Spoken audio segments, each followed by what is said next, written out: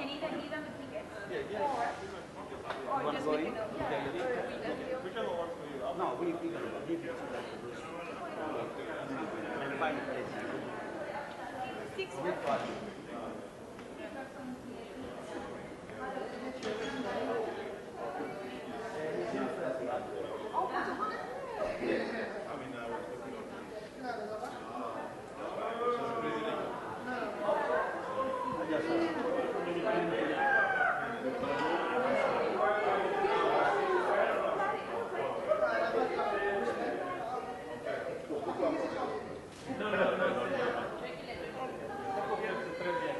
Vraiment. On a suivi les objectifs et tout décrit.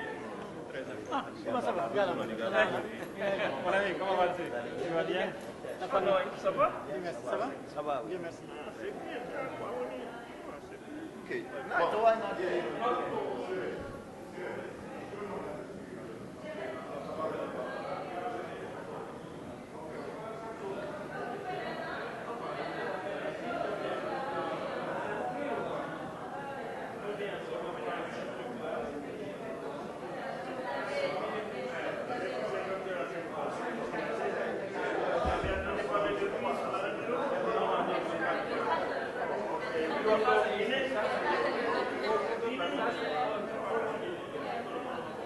Yes, the two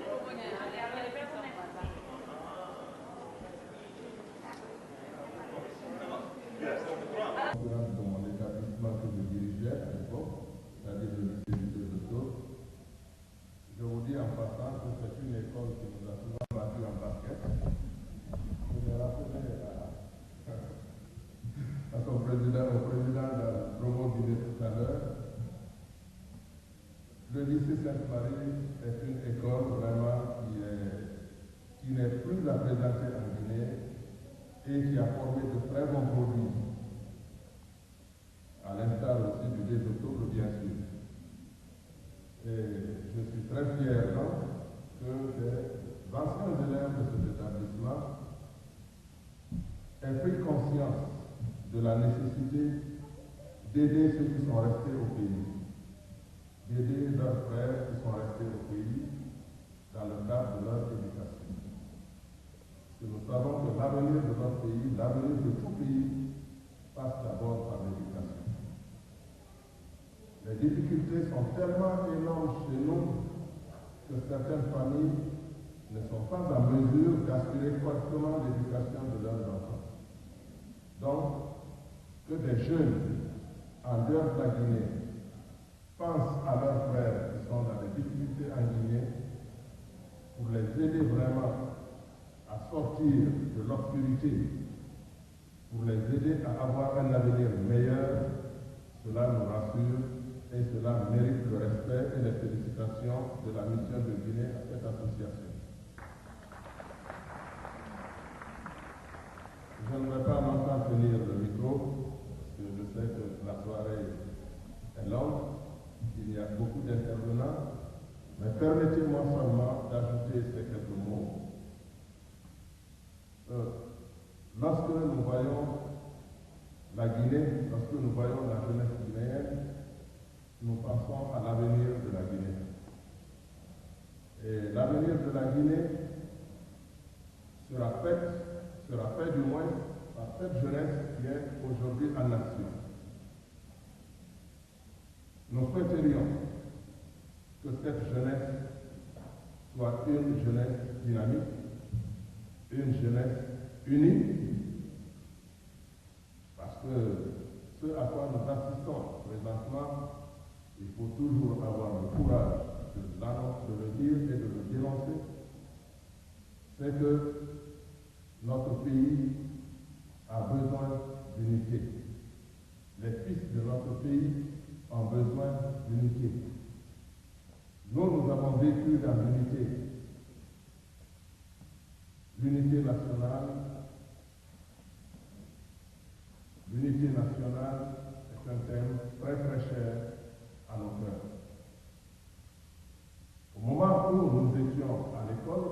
où nous étions dans notre jeunesse, nous n'avons pas vécu ce que les jeunes d'aujourd'hui sont en train de vivre.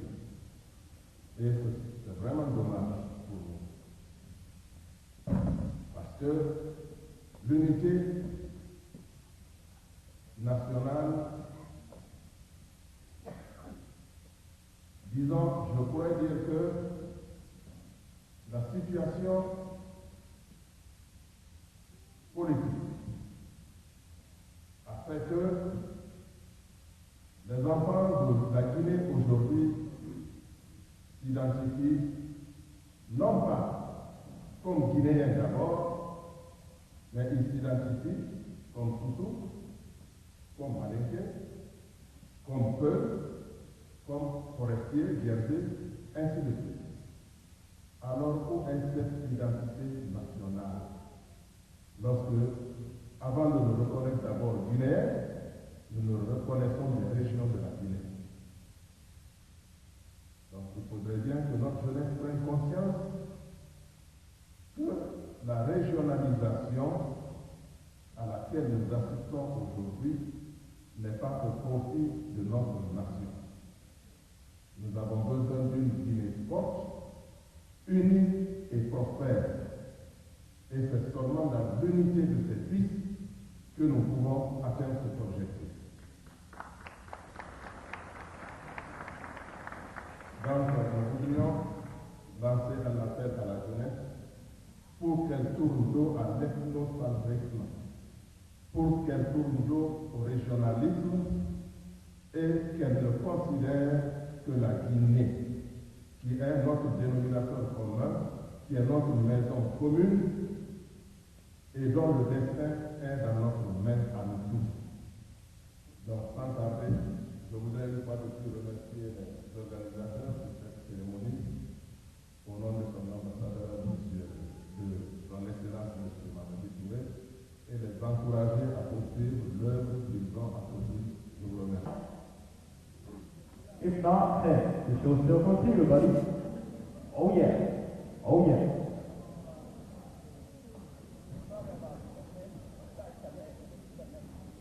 Listen. 1, 2, 3, song. I can't count. But you know, I mean, I love my Guinean people. I love Guinea. I love all my African people.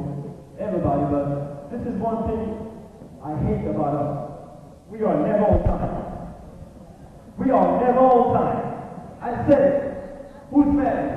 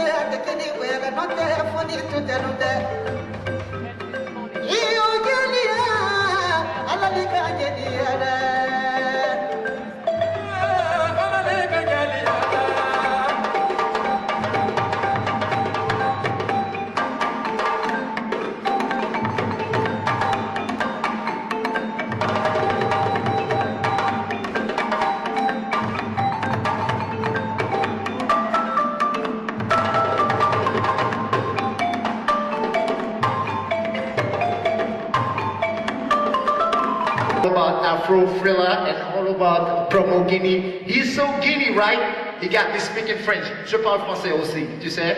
Tu m'as vu? Regarde, regardez-moi. Hey, picture, Kodak moment, watch me. One time. Introduce it to the stage. Rude Boy Guinea! Rude Boy Guinea! Run this, Rude Boy. Baby. And what you want to deal with? Let me show you this, man. Come on, DJ, let's go. I watch this now, son. Are you ready for the show? Yeah! Are you ready? Run this, Rude Boy! All right, let's go. Hey. Bring it on. Hey! Bring it on, man. Hey! Drop the beat, selector! What you want to deal with? Where my Guinea at? What am I, Rude Boy? Yeah. Yeah! What am I dealing with? Let's go. Hands up! Hands up! Yeah! Jump up this little funeral, man! Hands up! Can I have another heure sans aucun souci? Ok, le pire est évité, tu peux te ravir. Collaborer, action dîner, c'est pour un robot filer. I told you motherfucker, this is more than the music de Promoguinee. À Promoguinee, je suis dans tous tes sens. Ferme ta grosse gueule, faut t'habituer, le coup sera fort.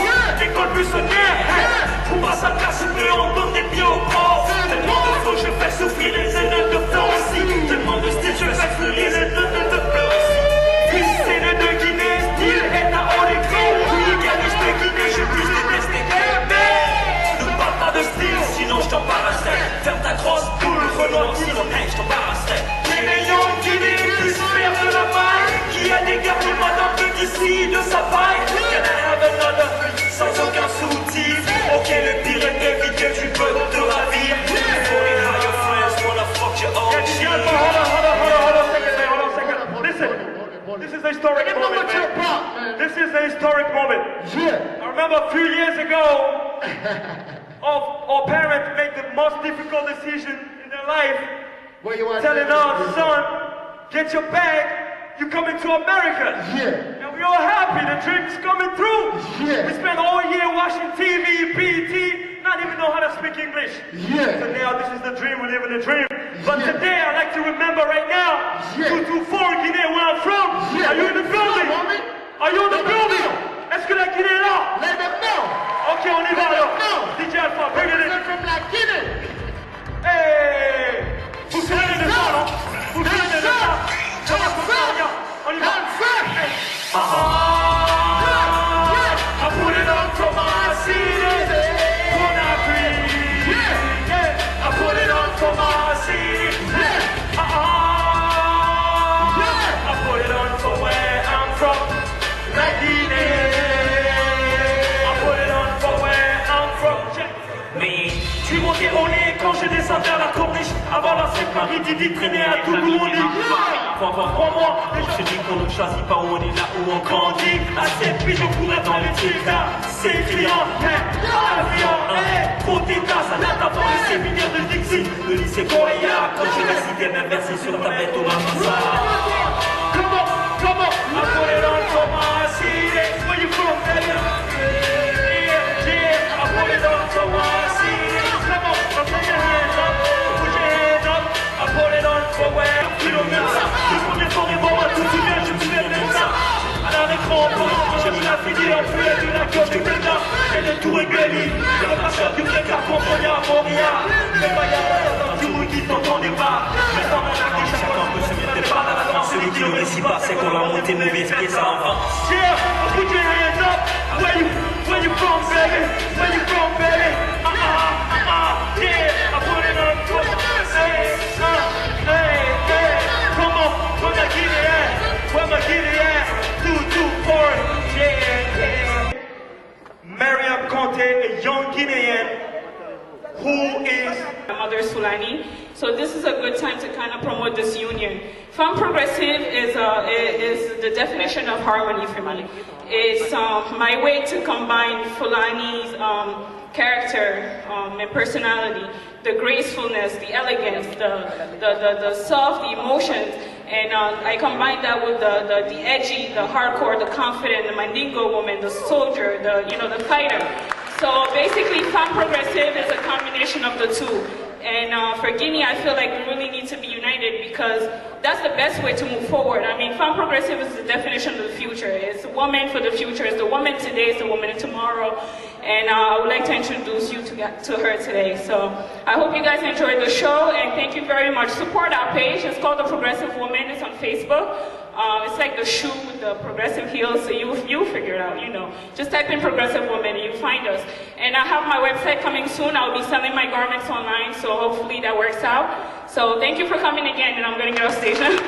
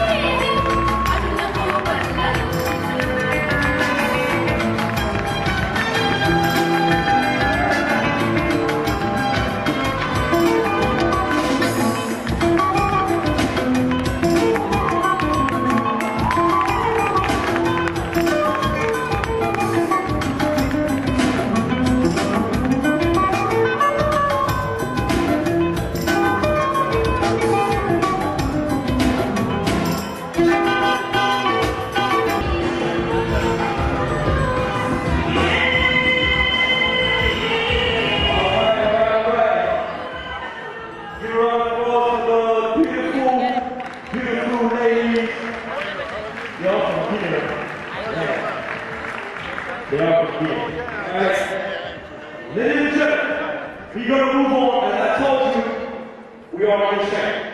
We're going straight to the top. One thing I like to remind everybody, this event is also a fundraising event. So please, if there's anyone who would like to donate, support, Promoguinee will truly appreciate it. Do not hesitate. Anybody you see here with the Promoguinee t-shirt, you can actually talk to him. Whatever donation you want to do, even if it's a penny, it counts. Anything counts. So keep that in mind. So now, ladies and gentlemen, I'd like to introduce Mr. John Sheku. He is a founding member of Promoguinee since 2006, and today is an officer of Promoguinee and continues to work hard with the organization. So please, help me to welcome Sekou Chan.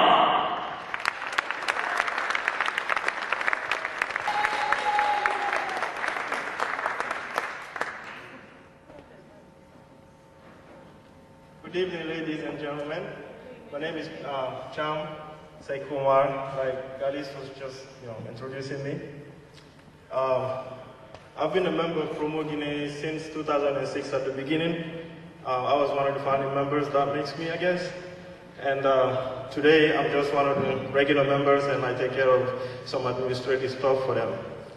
I have a presentation to show you, to tell you why we do what we do, and actually what is the thing that we do. So, without wasting any time, I'm gonna get right into it. And I take this microphone. Excuse me, I'm gonna get a microphone because I'm gonna need to get away.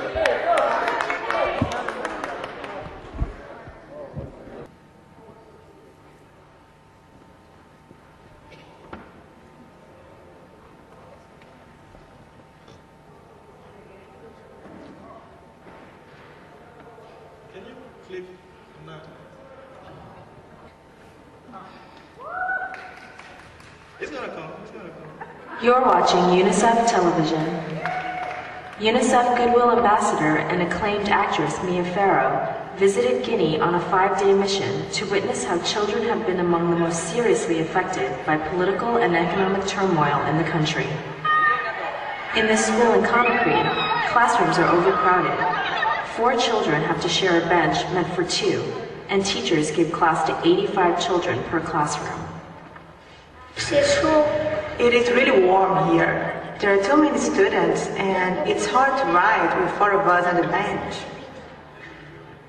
Ms. Farrow witnessed how the lack of investment in the education sector in the past few years has led to a 2% drop in school enrollment. Unless something is done, there'll be fewer and fewer children going to school, and those that are at school, more and more children per teacher. And then there's the problem of educating the teachers. But there are signs of hope. Thanks to a major investment from the multi-donor fund Fast Track Initiative, UNICEF will be able to build 1,000 schools and invest in teacher training.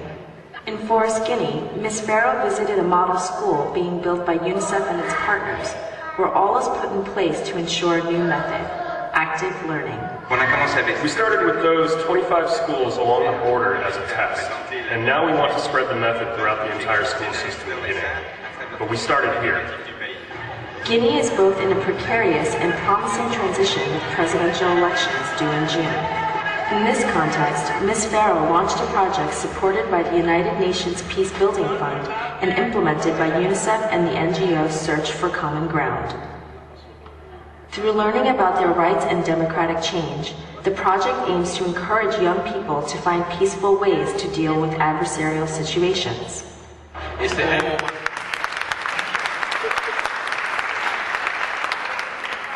I wanted to introduce to you some of the difficulties that our people back in Guinea face as far as the education system and children who have issues to actually go to school and succeed later in life.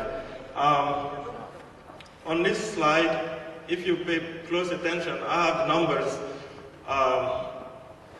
of the enrollments in primary school, secondary school, and high school in Guinea, and also at the university level.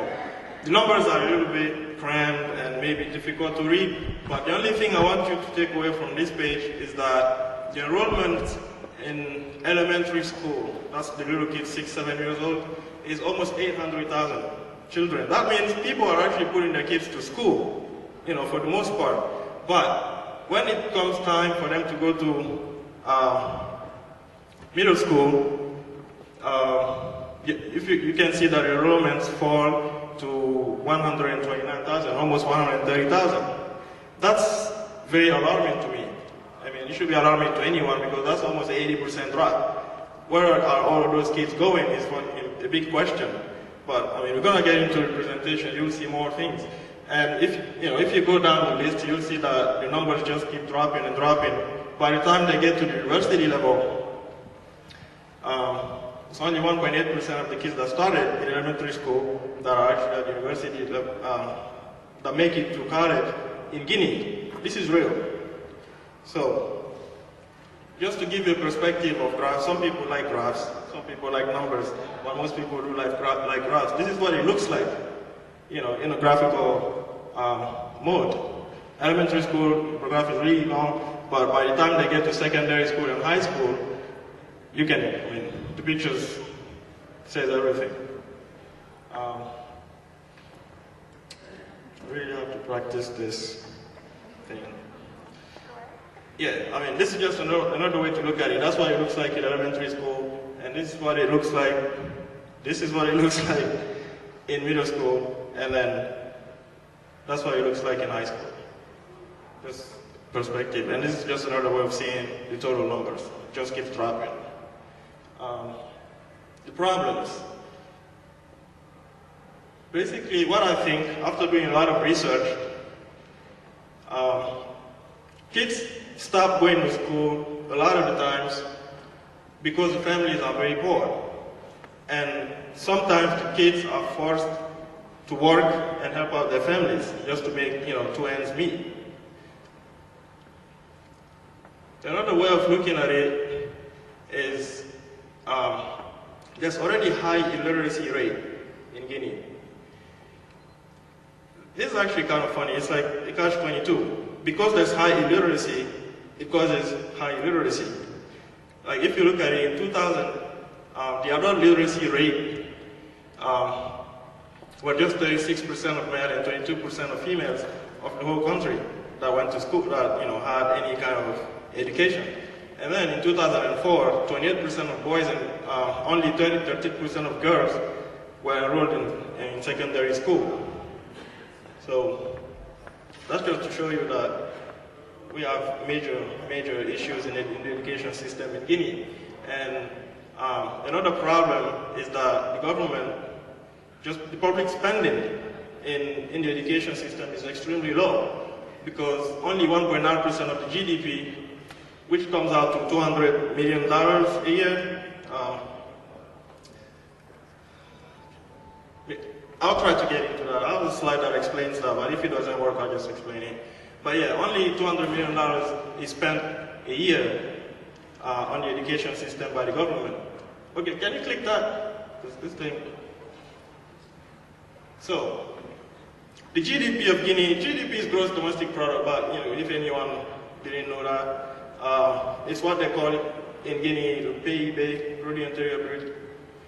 And it's estimated at $10.48 billion. $10.48 billion for the whole country.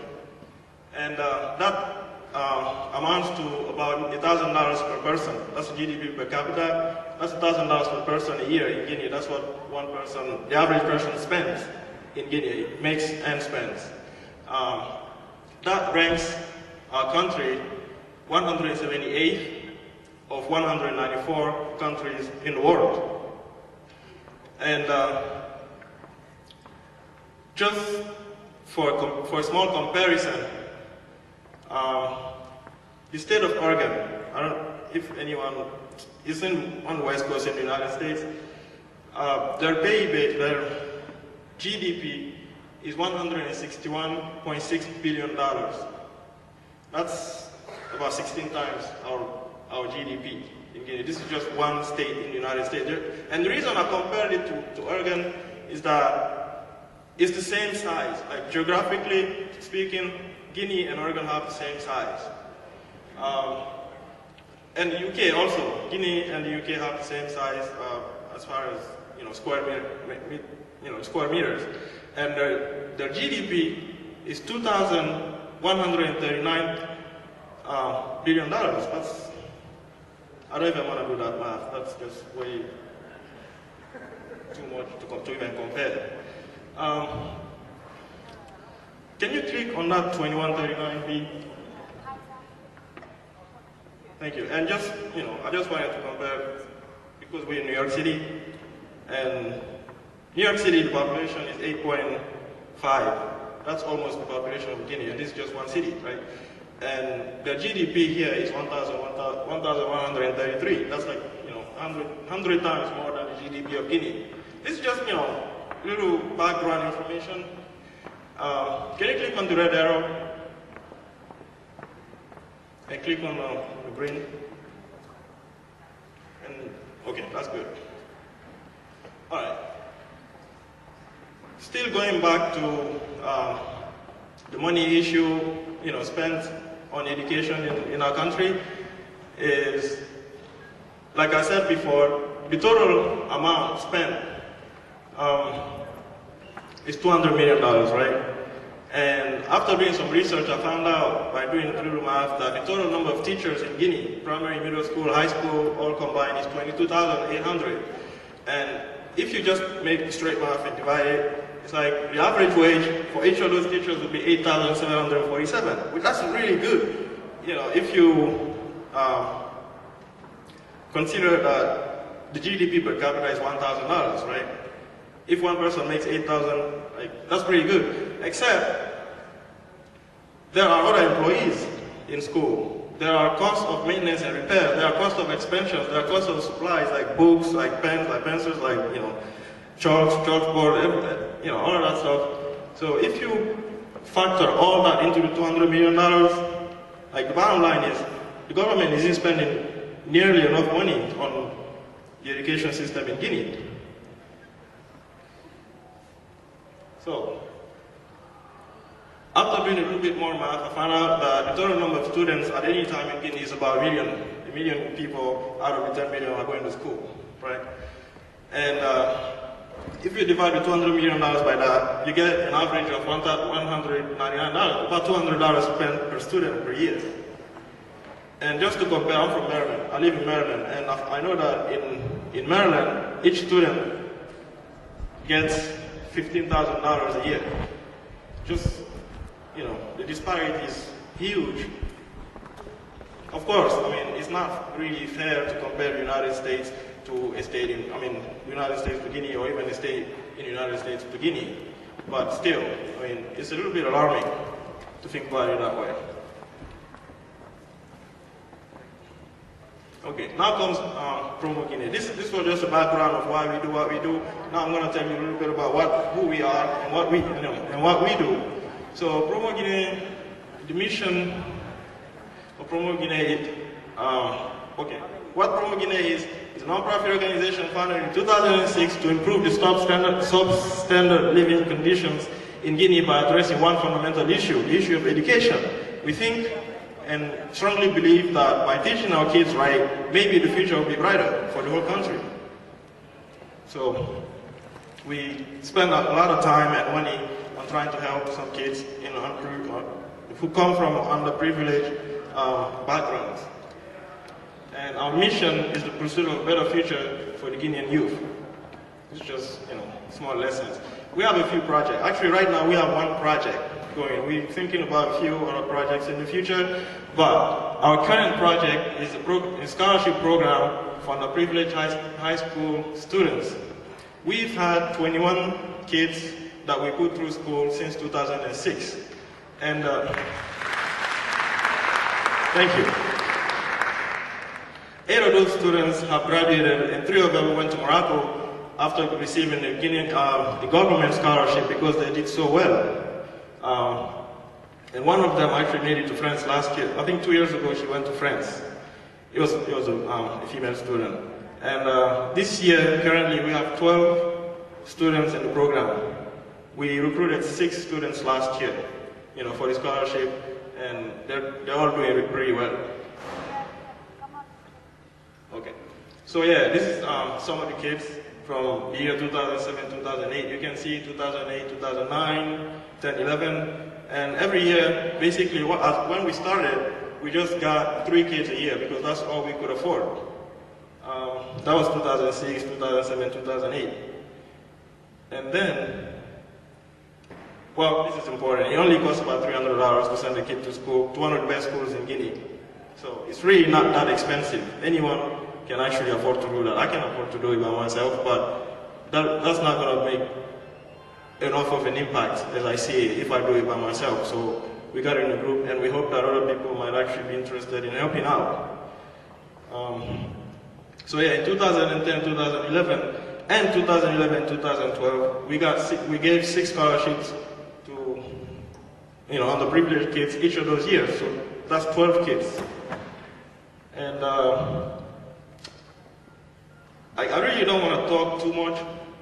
So I'm going to show you another video that's going to talk to you for me. And you'll see what we do. Can you click in the middle of that, please?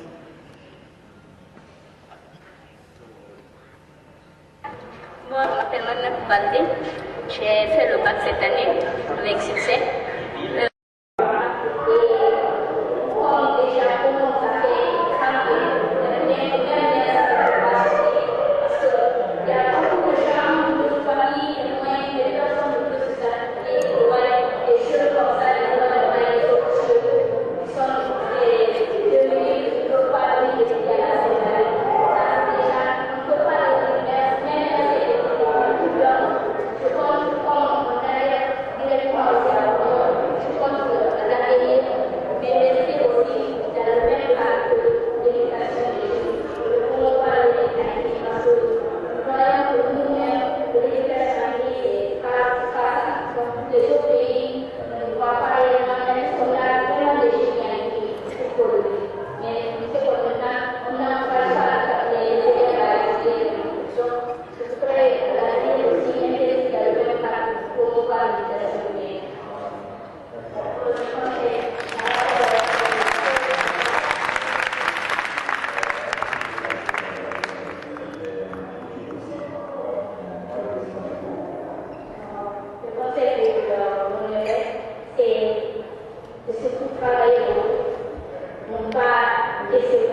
parce que c'est une grande chance.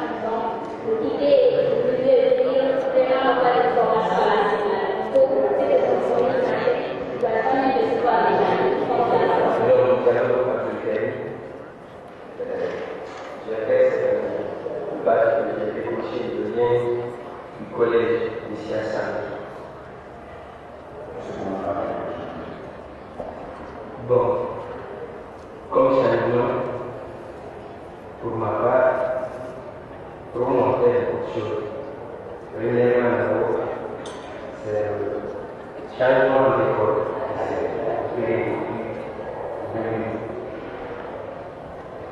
En fait, moi, pour moi, c'est pas comme une ONG simplement. Pour moi, c'est autre chose. Parce que moi, avant même que je sois, pour moi, me donne la chance d'être à Sénégal ici. J'avais beaucoup envie d'être là, puisque c'était nous savons tous, c'est une école dans le nom de la ici. Donc, tout élève a vraiment envie d'être là pour suivre de bonnes formations. Donc, moi, je suis là dans ma salle, au collège spécial. Je vois deux personnes rentrer dans ma salle avec le t-shirt de promo sur l'une d'elles, c'était Maria Porté. Donc, ils ont parlé de Promoguinee, nous donnant une chance de venir à Seine-Marie si nous sommes bien classifiés. Et puis voilà, donc moi qui étais là, vraiment d'être à Seine-Marie, l'opportunité c'est de faire Dieu merci, je suis à saisir et puis aujourd'hui je suis là. Depuis le jour où le promo est passé dans ma classe, malgré que je travaillais dur pour décrocher le main, j'ai persévéré tout de suite. Il y avait encore, c'est comme si je faisais 2 sauts à la fois. Donc il fallait travailler le bac. travailler tous encore pour être mieux placés auprès se présenter. Donc, pasteur Bianchi, les autres associations aussi, qui partent pour le colonel de Guinée, vraiment, c'est très long, c'est gratifiant. Ils sont des autres pour tous les gens comme les jeunes qui sont dans Promoguinee d'en faire autant. Ça va apporter beaucoup de choses, je pense, dans l'éducation guinéenne. Puisque les gens, quand ils ont en tête que si je travaille beaucoup, je ferai ça, je ferai telle récompense, forcément ils vont travailler les dictateurs. Et depuis que tu as changé, ce qui dit une école publique, tu es venu dans une école privée, comme la Seine-Marie. Il y a certainement des difficultés pour rencontrer. L'excellence à Seine-Marie aussi, c'est quelque chose de très belle pour moi. D'abord, le changement de l'école, le changement de l'hôtel. Là où j'étais, on s'asseyait parfois 4 par 3, donc jusqu'à là, devant 3. Les conditions de travail, d'abord, ça change. Et puis les groupes d'amis, les gens qui sont là, c'est par contre, quand j'étais sur les spéciales, je suis face à une personne qui n'ont pas forcément la même manière de vivre que moi, puisque nous savons, même si ce n'est pas vrai que forcément les gens qui sont à cette vie, c'est des gens dont les parents sont extrêmement riches, ce n'est pas tout à fait vrai, mais c'est des gens quand même qui ont un niveau de vie un peu élevé. Donc être parmi ceux-ci alors que toi, vous n'appartenez pas à la même famille, vous n'avez pas le même mode de vie, quoi. Donc vraiment c'était quelque chose de nouveau pour moi. Donc il fallait s'adapter. D'abord ça, les gens d'abord c'est une chose, et puis la manière de travailler, c'est là, je veux dire, les spéciales, vous verrez que les événements dans la nuit, de composition, alors que c'est perpétuellement le collège chaque fois. Donc, Pedro même me disait chaque fois, en deuxième, premier module, j'avais 13 au moins comme ça, deuxième module. Mais composition, j'ai tapé 15 au moins. Ensuite, le troisième module, j'ai réfléchi à la composition, j'ai tapé 15 au moins. Adapté à système de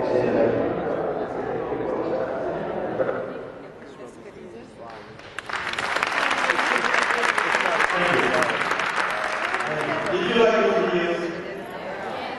Good. I wish I could tell you more about Promoguinee, just a few more slides, but it seems like we're running out of time. There's more fun things that are planned. And I'm going to wrap up by just saying, I've been with Promoguinee since the beginning, and it's real. It's happening, and you can see from those videos. We are happy that you're here. We really appreciate all of your support. We just wish that we can keep getting support from everyone in Guinea and everyone around the world who can hear about us. And if you want more information about it, there's a website. It's called promoguinee.org. There's a Facebook page. You can like us. You can find out what we're doing. We'll be happy to answer any question. We have t-shirts that we're selling outside. We sell them for $10. They're called I Heart Guinea. And all the money that we get from selling those t-shirts go to helping these kids. And we have bracelets that we sell, and we take all kinds of donations at any time. If you want to give us anything, clothes, shoes,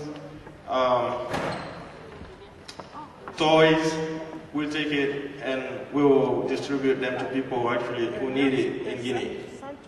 So I'm not going to take any more of the time. That's what I had for you tonight.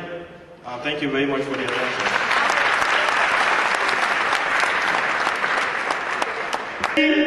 Kamano, l'homme qui est déterminé à révolutionner la musique guinéenne.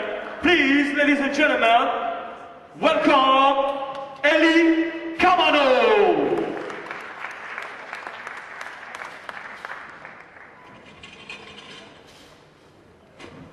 Bonsoir. Hein? Bonsoir. On n'est pas au cimetière.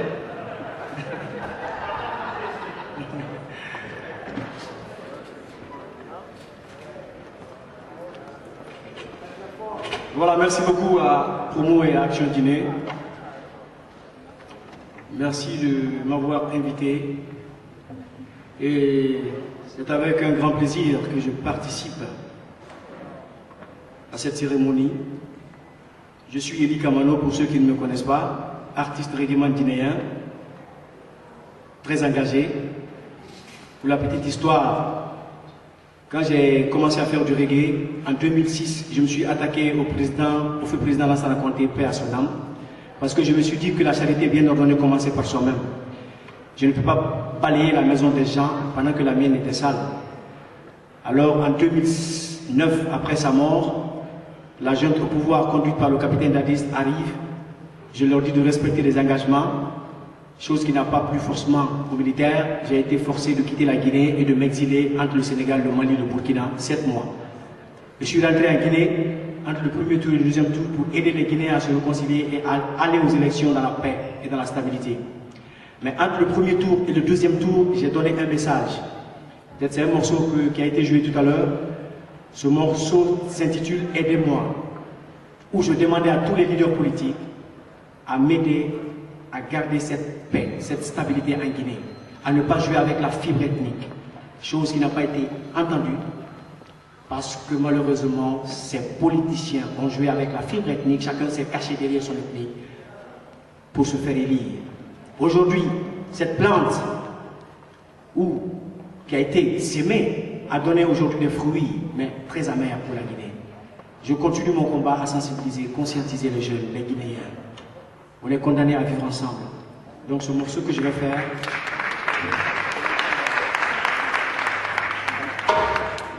ce morceau, c'est pour l'unité de tous les Guinéens.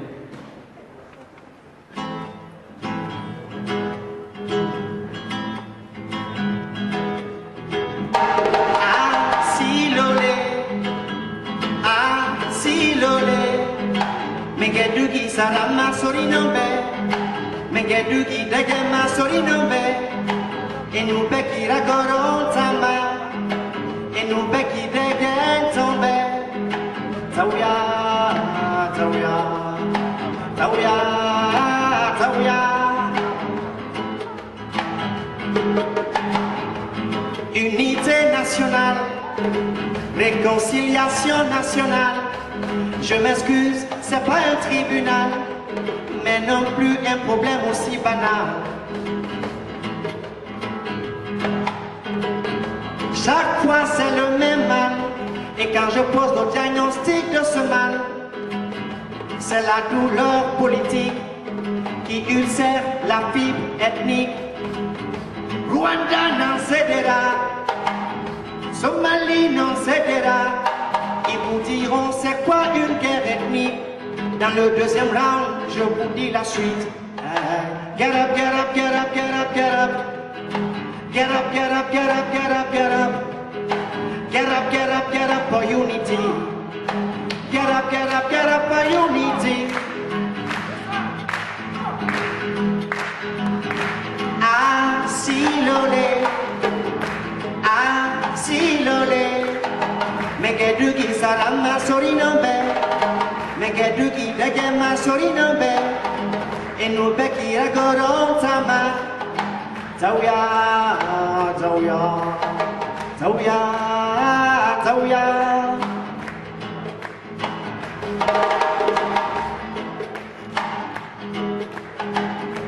Ma bandi rafama, la Guinée dit rafama.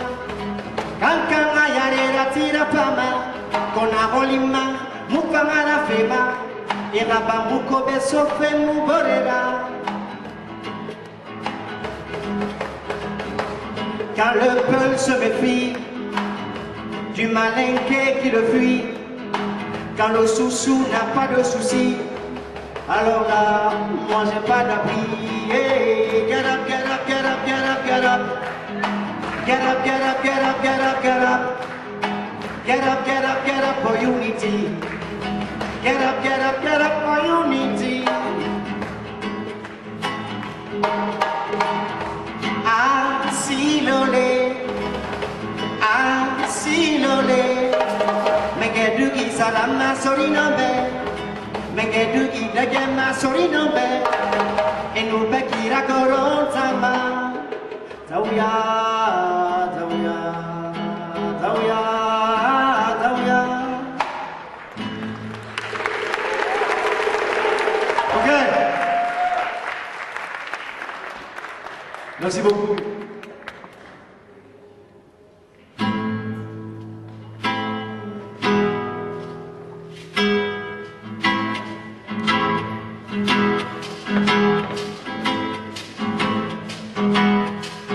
On était prisonniers, on était prisonniers, on était prisonniers, on était prisonniers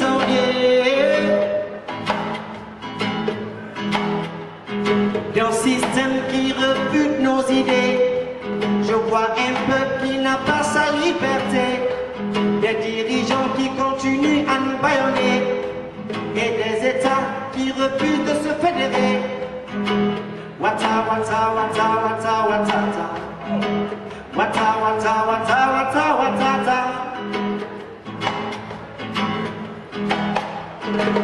Je lève mon petit doigt parmi des milliers, pas parce que je suis le roi de tous les courageux. Je veux tout simplement être un bouclier pour défendre les libertés. Alors je me mets à chanter, alors je chante pour que le diable qui me tente. Wata, wata, wata, wata, wata, wata, wata, wata, wata, wata. On est des prisonniers, on est des prisonniers. Au Congo, on est des prisonniers. Au Burkina, on est des prisonniers. Combien d'années les élections sont manipulées? Au Sénégal, on est des prisonniers. Au Cameroun, on est des prisonniers. Combien d'années le pouvoir est confisqué? Au Gabon, on est des prisonniers parce que le pouvoir se donne aux héritiers. En Guinée, on est des prisonniers. La politique nous a divisés. Wata, wata, wata, wata, wata, wata, wata, wata, wata, wata. On est des prisonniers, on est des prisonniers. L'Afrique n'est pas démunie, l'Afrique n'est pas démunie. C'est nos dirigeants qui sont désunis. L'Afrique n'est pas démunie, l'Afrique n'est pas démunie. Mais nos dirigeants sont désunis. Wata, wata, wata, wata, wata.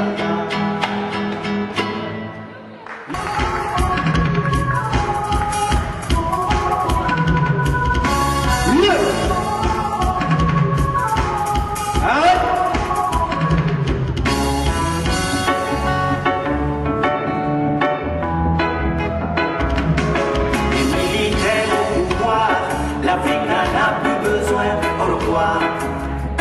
Les kalachnikovs dans les rues, dès qu'il y a guerre, c'est elle qui nous tue. L'intégrité bafouée, l'Afrique a perdu le sens de l'unité. On parle d'Union africaine, pendant qu'on vit de démocratie malsaine. Où sont les États-Unis d'Afrique, quand les Noirs sont refusés en Centrafrique?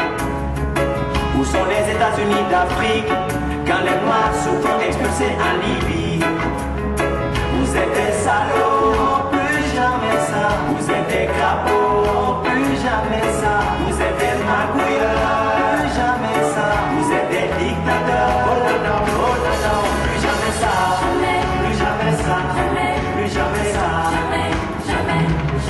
Plus jamais ça, plus jamais ça, plus jamais ça. Après France. On a dit non à Babylone, on croyait qu'il était la cause de nos souffrances. Et Babylone est parti, dites-moi pourquoi jusque-là l'Afrique traîne. Les vrais coupables sont en place, si l'Afrique a mal, c'est eux qui l'entraînent. Je vois les larmes d'une mère qui ne croyait pas que sa vie serait éphémère. Vous êtes des salauds, plus jamais ça. Vous êtes des capots, plus jamais ça. Vous êtes des manipulateurs, plus jamais ça. Vous êtes des magouilleurs, oh non, plus jamais ça. Plus jamais ça, plus jamais ça. Plus jamais ça, plus jamais ça, plus jamais ça. Yeah! Plus jamais ça la Guinée, plus jamais ça. Yes! Plus jamais ça, le Promoguinee, plus jamais ça, la Guinée dit, plus jamais ça, la Côte d'Ivoire dit, plus jamais ça, plus jamais ça, plus jamais ça. Vous êtes des M, des U, des U, vous êtes des G, des A, vous êtes des B, des E, vous êtes des Mougabé, vous êtes des Mougabé, vous êtes des B, des L, vous êtes des A, des I, vous êtes des S, des E, vous êtes des comparés, vous êtes des comparés, vous êtes des D, des A, vous êtes des D, des I, vous êtes des S, des X, vous-même vous savez qui vous êtes. Non, plus jamais ça, plus jamais ça, plus jamais ça, plus jamais ça, plus jamais ça, plus jamais ça, plus jamais ça, plus jamais ça, plus jamais ça, plus jamais ça, plus jamais ça, plus jamais ça.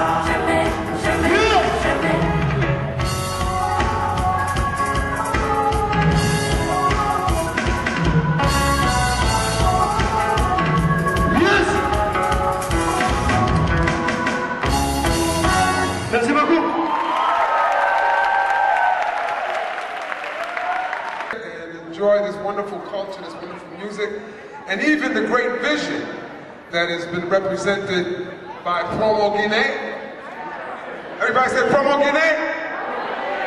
Which is a model for not only Guinea, but I think for many of us in the African diaspora. It's a message that we all need to embrace and support. I am joined here by my Chief of Staff, Cordell Claire. Please stand up, Cordell Claire, so they can know you. We want you to know that, and of course, Masidi.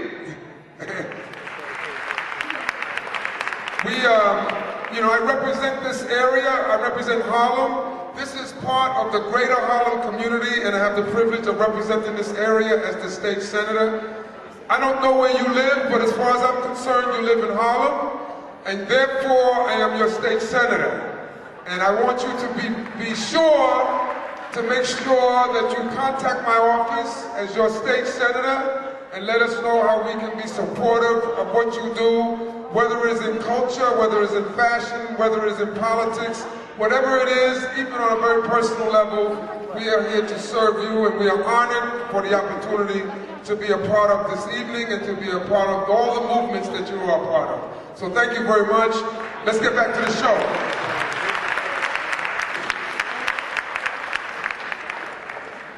All right. Thank you, Mr. Bill.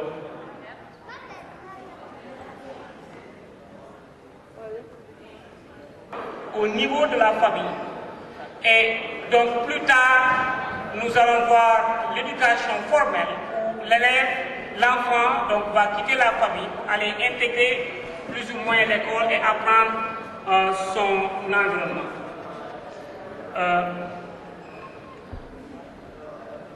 L'éducation est importante pour tout le monde et elle permet de comprendre ce qui se passe autour de vous, logiquement, clairement, une personne éduquée a la capacité de prendre des décisions viables et de faire des choix au moment opportun.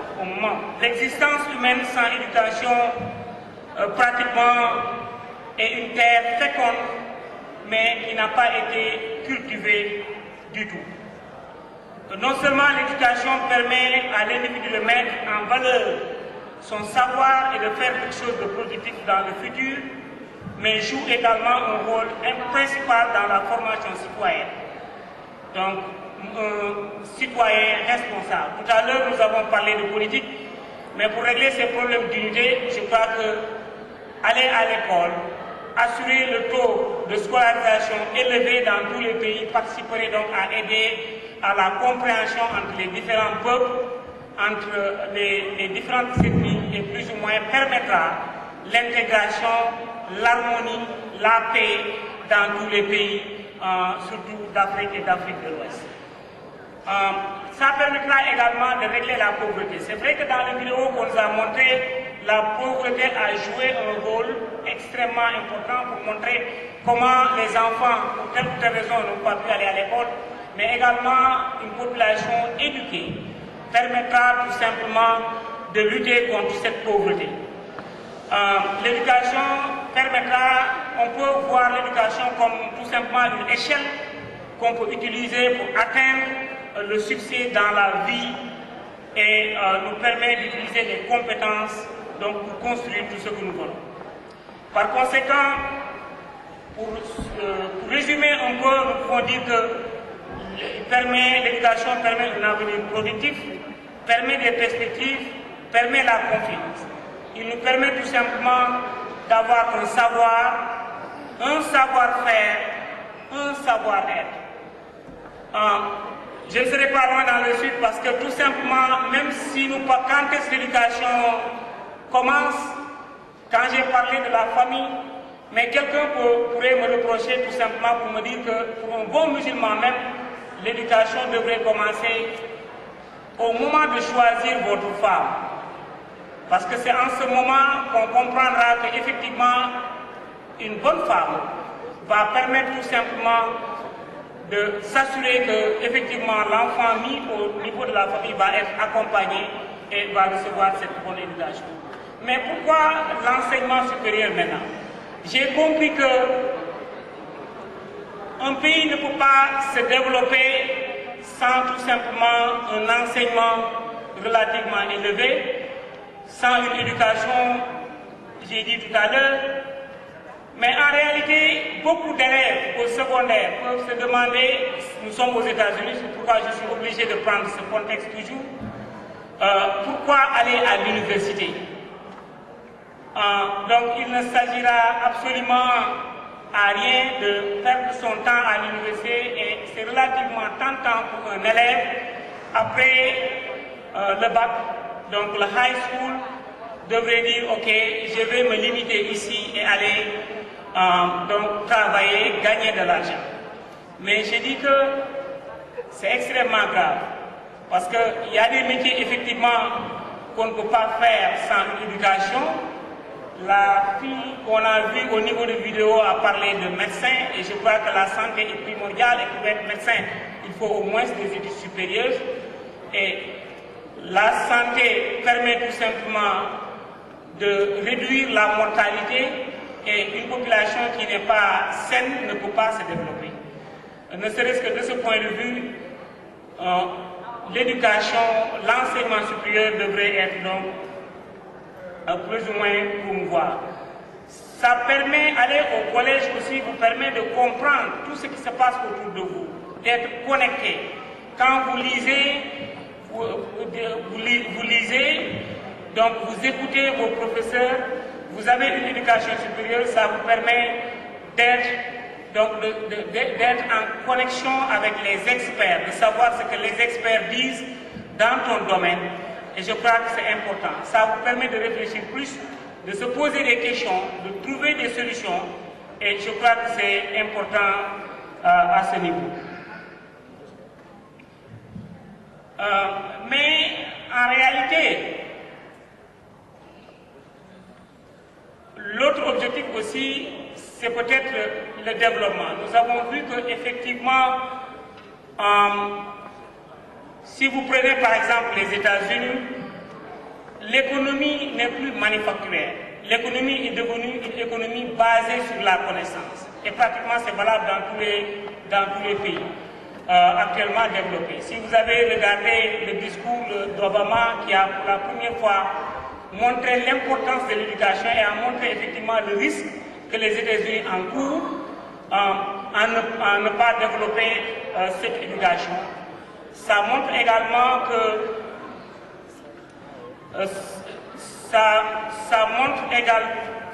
ça montre également que l'éducation and I need your attention right now. Okay? All right. So I want to share a story with you. I need silence. I need silence. Okay. I want to share a journey with you that has taken me 8 years to get to this point. And you all don't know why I'm here. I don't look like most of you. I'm not from Guinea. But the work that this organization is doing is so important that I had to come here. And I want to share this 8-year story.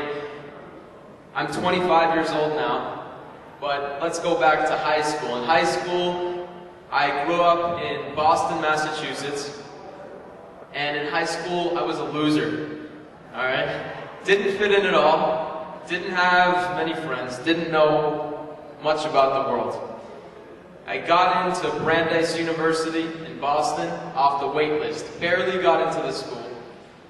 And I said, you know what? High school was terrible. All I was doing was watching the popular kids. It was terrible. I said, when I get to college, I'm going to do something completely different. So I was partying, I was having fun, I was Mr. Popular. But then one day, I saw an article in Time magazine. It said, How to End Poverty. It was by the economist Jeffrey Sachs, who's a professor here at Columbia. I read that article, I learned about the fact that over 1 billion people live on less than $1.25 a day. And when I learned that, my entire life changed. Partying and all that really didn't mean much to me anymore. Women, yes, but partying, not so much. So I let that all go, and I said, it's time to get serious about development. There are solutions out there that we can be a part of. So I picked up this book, The End of Poverty, this economist Jeff Sachs wrote, read the book. This guy, at 29 years old, Jeff Sachs, got tenure from Harvard University, became a tenured professor at Harvard at 29, focused on global development, focused on the United Nations Millennium Development Goals. After reading that book, I was 19 years old at the time. I picked up the phone and I called his office. And I couldn't get through to him, but I called 20 of his colleagues from Boston. 2 days later, I was in New York City meeting with his staff. And what I told him was, I don't have all the answers. I'm 19. I've grown up in Boston. I don't understand extreme poverty. I've never lived it. I've never seen it firsthand. But I want to be a part of this solution. I want to be a partner in this process. And after that point, we came back to Brandeis, me and one friend, and we started fundraising. And just between the two of us and a bunch of friends, we raised $5,000, all for bed nets, tackling malaria, and other related issues. And I was 19, 20, 21, I could have said, you know what, enough is enough, I've done my part, I gotta go make money on Wall Street, I have to go do other things. But I realized that this is what I want to do for the rest of my life, that this is what matters most, extreme poverty. And that was when a friend and I got together, and it started much smaller than this. All of you here this evening supporting Promoguinee, we didn't have this. We had me and one friend. Me and one friend. friend sitting around a table, that's it. But we said, you know what? We're not the only ones who care about this in the US. We know there are other people out there who care as much about it as we do. So we brought together 6 different organizations in Boston in '07 at Harvard University, and we said, look, what can we do together? 6 months later, we brought together 1,000 student leaders from around the world at MIT. We brought in Jeff Sachs, we brought in Dr. Paul Farmer of Partners in Health, who's been working on global health around the world. We brought in the musician John Legend, who's now a 12-time Grammy winner. All these leaders joined our board of advisors. They said, you know what? We believe in youth. We believe in what you're doing, what this generation is doing. And I still didn't know what I was doing. I was 20 years old. I had no clue, but I said, if you believe in us, we'll give it a shot. And now, 5 years later, what that has turned into is a national network, the Millennium Campus Network. We engage thousands of college students all over the United States to engage in global development. So students are working on the ground in Uganda, in India, in Nicaragua, on clean water projects, in schools and health clinics. And I appreciate the applause, but I've done very little. It's the students that I work with on campuses now, 30 different campuses around the country, that do this work. It's been an incredible journey. We've raised now a lot of money. We've allocated over $50,000 in grants so that students can do this work, can partner with communities around the world. And we're just 4.5 years old. We're still a baby of an organization. And I wanted to just share with you in being here that you have a partner in us. That what I've learned this evening, I'm going to take that back to the thousands of students that we engaged. We're going to be emailing thousands of students about what happened here.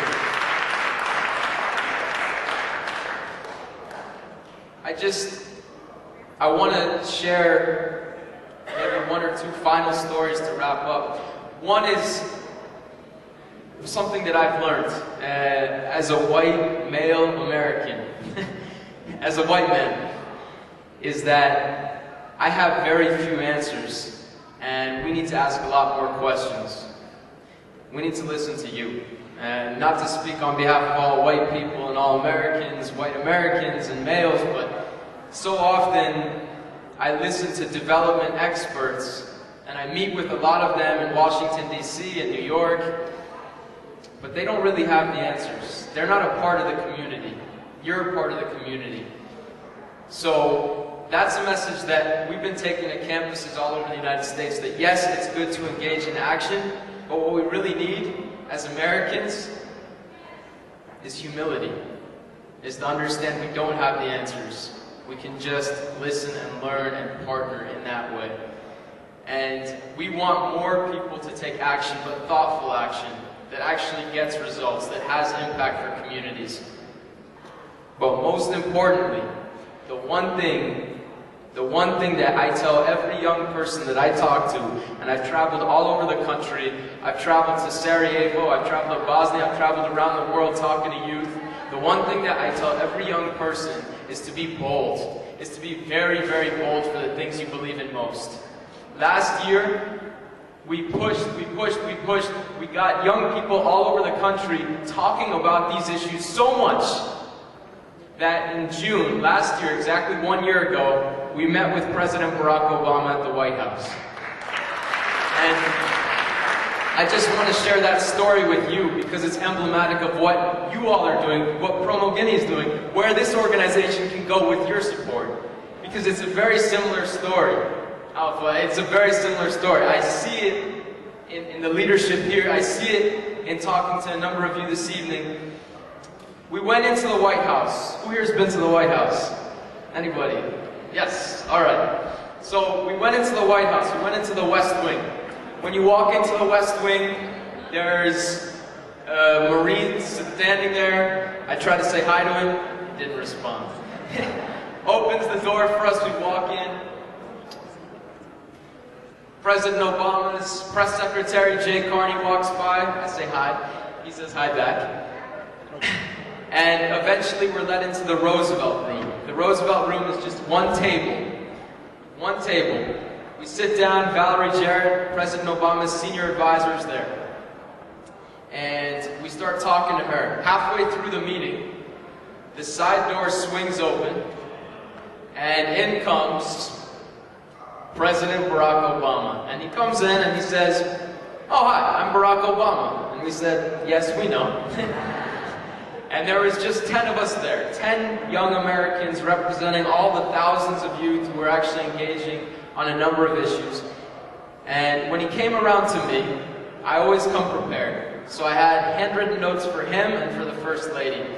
So I shook his hand and said, "Hi, President Obama, I'm Sam Nagar from Boston, Massachusetts, and here's a couple notes for you." And he was shocked. I was the only one in the room who did it. He looks down, he says, "Oh, a couple." He couldn't believe it. Secret Service was probably not happy, but I didn't care. And he sits down across the table from me, just as far as you're sitting from me. And he has a discussion with us about the power of young people. The power of young people. And he says that one day we could be sitting on his side of the table where he's sitting. And it was a special moment to hear that from the president. But most importantly, he was starting to wrap up, and what I tell all young people is, be bold, make the most of every opportunity. How often are you going to be sitting across from the president? So I raised my hand, which is probably a little bit rude, but I don't care. And so he says, as he's wrapping up, he says, "Yes, Sam, go ahead." I said, "Mr. President, thank you so much. There's an invitation in there for the First Lady to come to one of our events." And then I told him that what he proved to our generation, and it needs silence on this for 1 minute. Everyone in back, just 1 minute. Shh.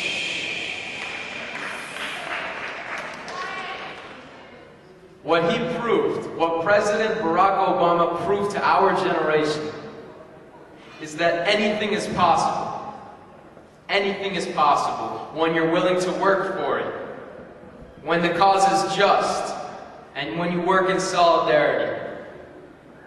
And that message has resonated, has carried us to the White House, has carried us to Washington, D.C., has carried us around the globe. This week we met with President Sirleaf of Liberia, we met and heard from President Banda of Malawi, we met a number of leaders in Washington, D.C., and we want young people here who have great privilege and great opportunity to listen more and to get engaged. And that's the message we're taking from campus to campus. You look at this campus, Columbia University, the endowment of this campus is $7.8 billion. $7.8 billion. Think about where money's going, where resources are being allocated, and how we could better use it for the causes that really matter most. And in closing, I want to promise, I pledge to you, come on out from Alpha, I promise to you that we're going to get young Americans all over the country involved and engaged with Promoguinee. That's a promise that I intend to keep.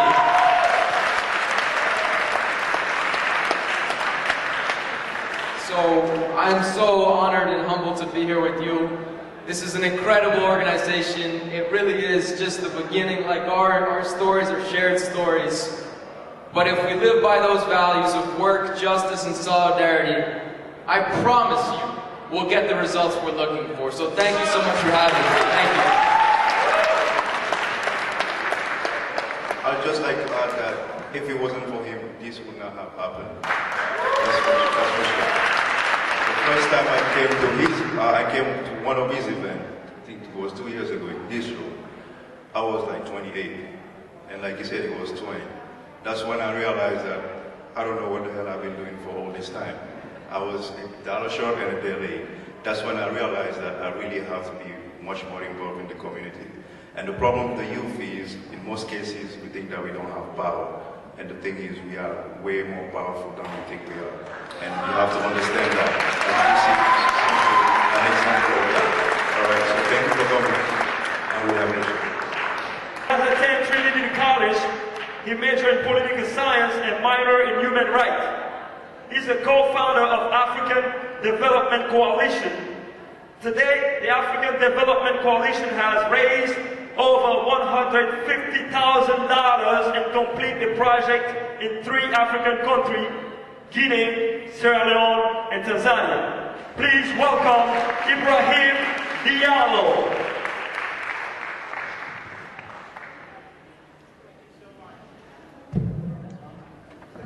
Thank you so much for the introduction, and thank you all for being here. I know it's late, so let's try to make this as quick as possible. So, it is truly an honor to be here with all of you, and I do hope this event will become an annual gathering where all of us will get to meet each other, share ideas, and get to know about one another. I want to talk about 2 things tonight. Not necessarily 2 different things, but 2 things that are connected. First, I want to talk about student activism, and Sam alluded to it earlier. Student activism at an international level.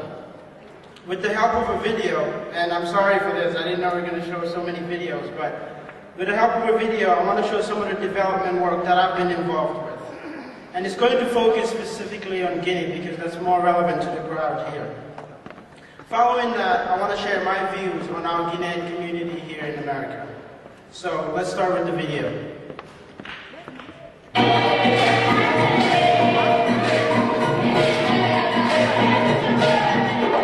Not long ago, a student named Ibrahim Diallo participated in the Global Classrooms Conference right here in this chamber.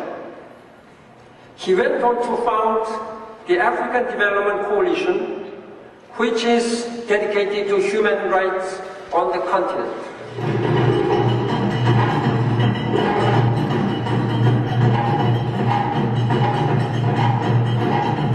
The mission of the African Development Coalition is really to bring together a network of individuals that are interested in African affairs, African politics, and African culture.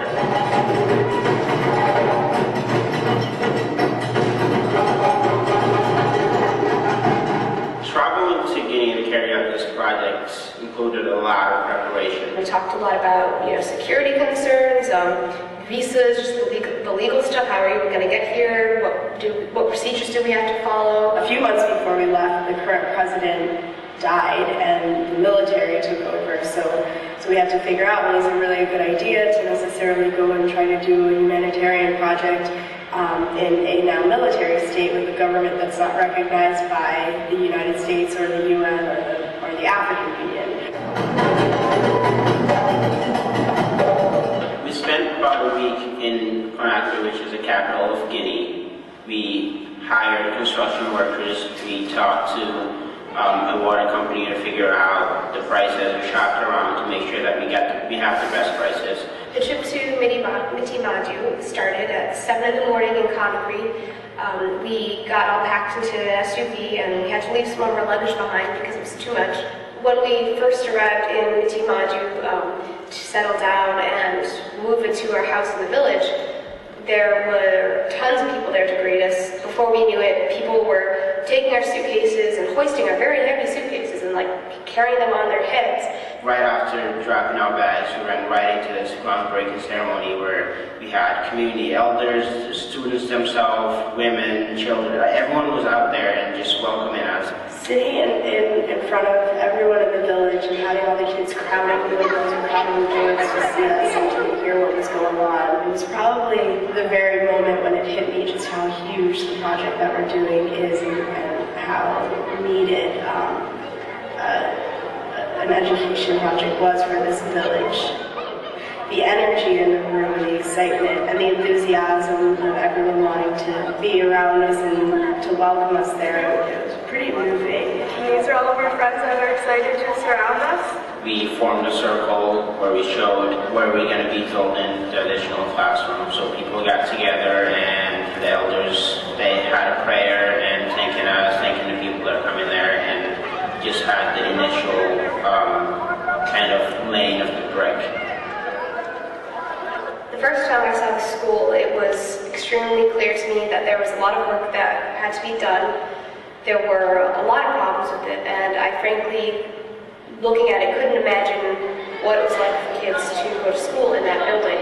The ceilings leaked, the floor was slanted, the windows were too small, animals were able to get in and like stay over at night.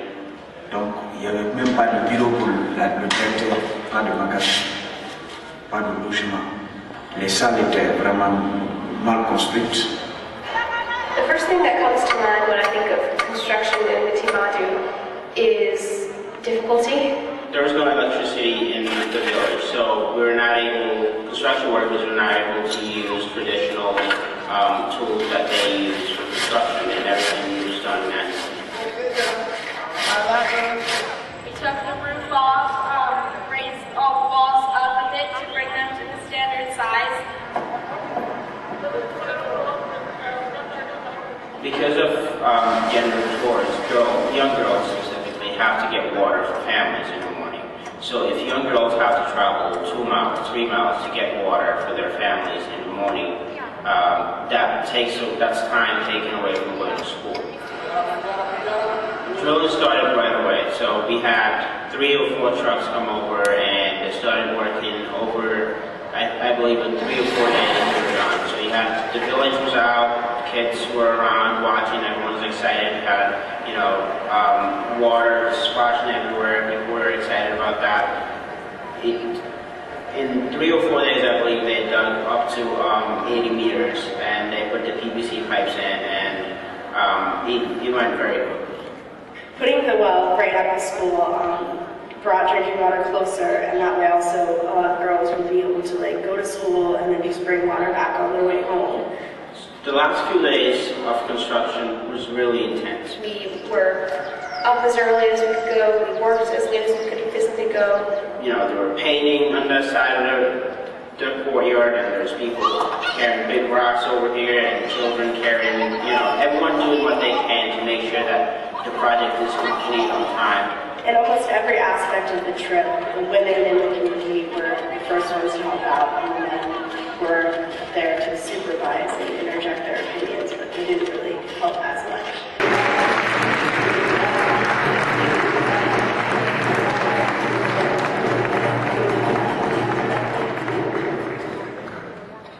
Just to give you an update, since we completed our project in Guinea, we've done 2 other projects in 2 different African countries. During the summer of 2010, we set up 3 computer labs at a university in Sierra Leone. And last summer, we built a hospital in Tanzania.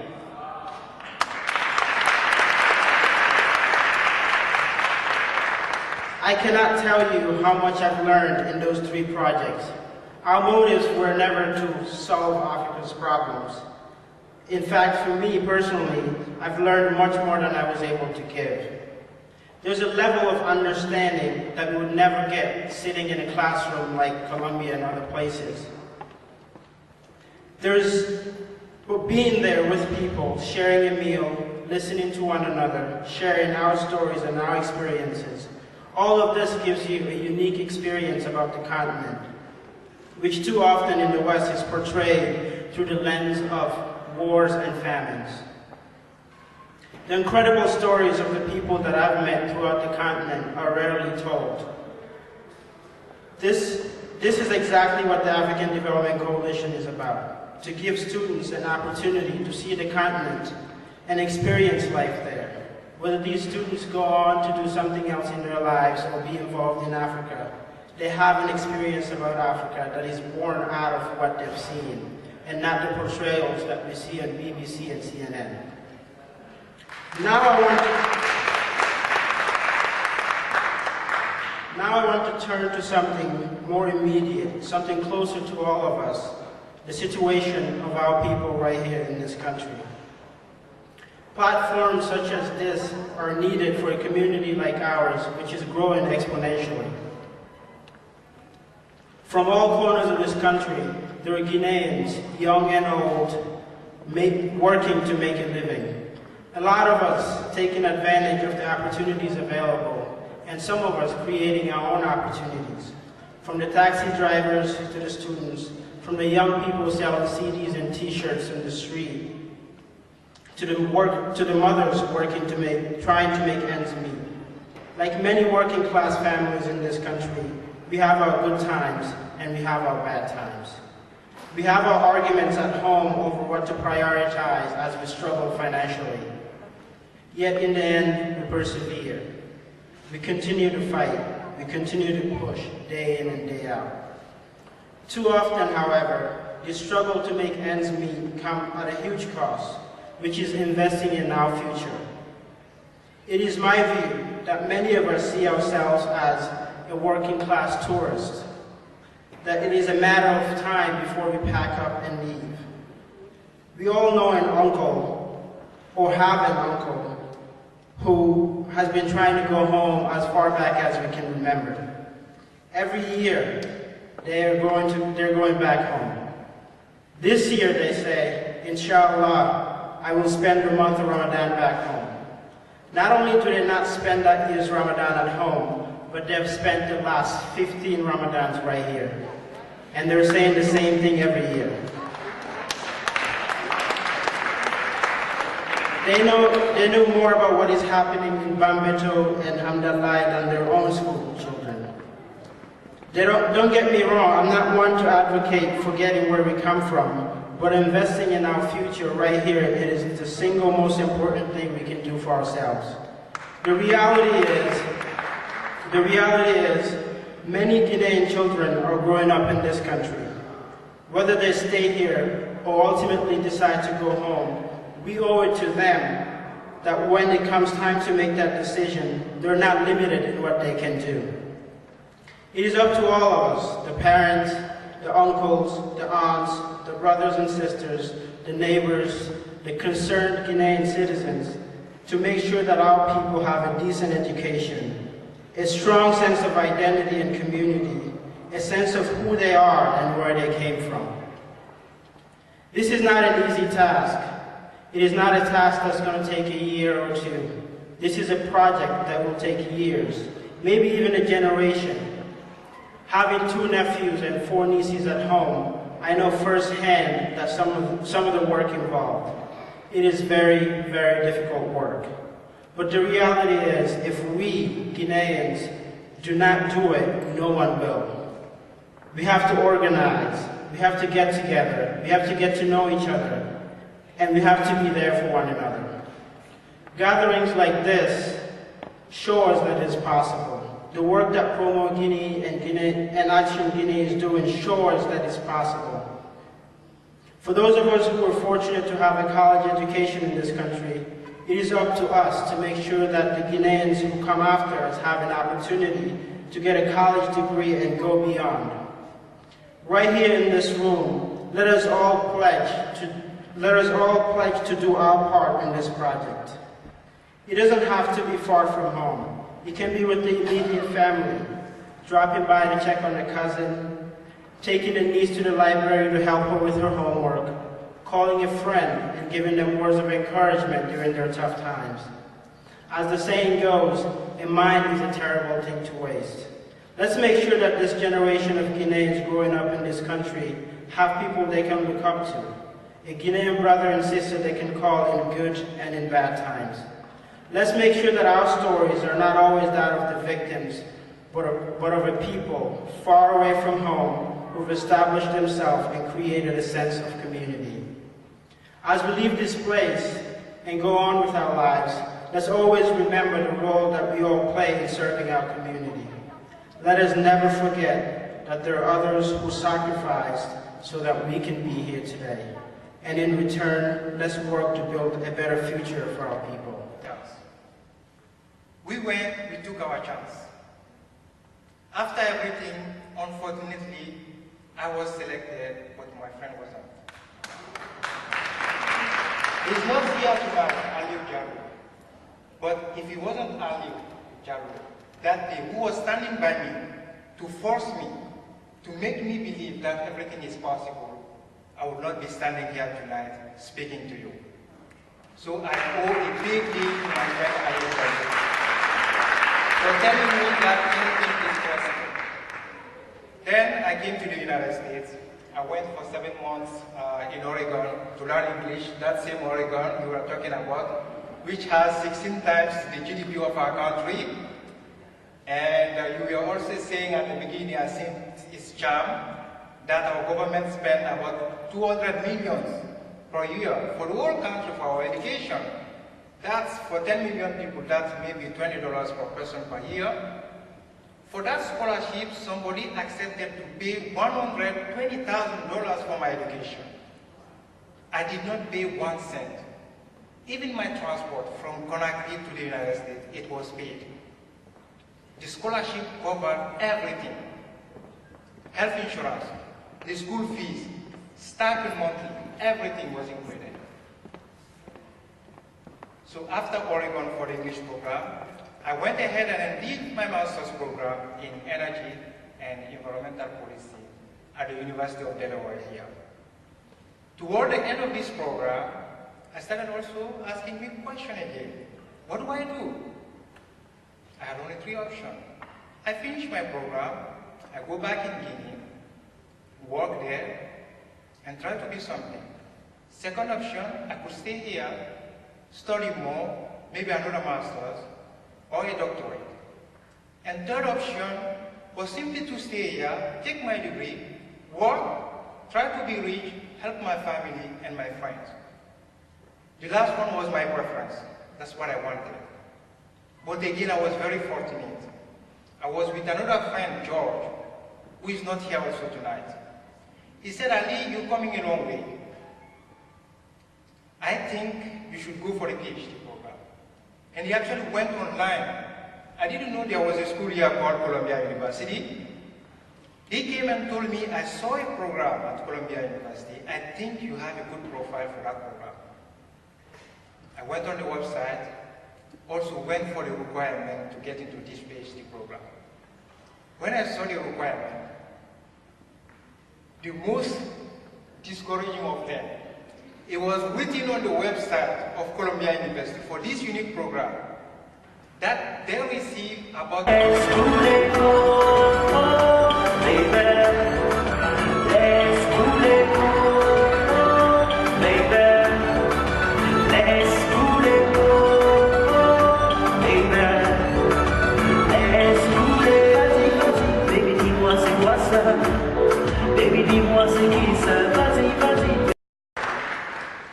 Very grateful to those friends.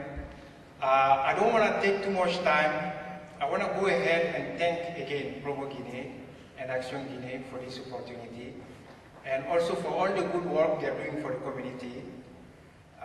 For the young people, if you want to study more, work out of here after all these beautiful things, the fashion shows, the music, believing that anything is possible.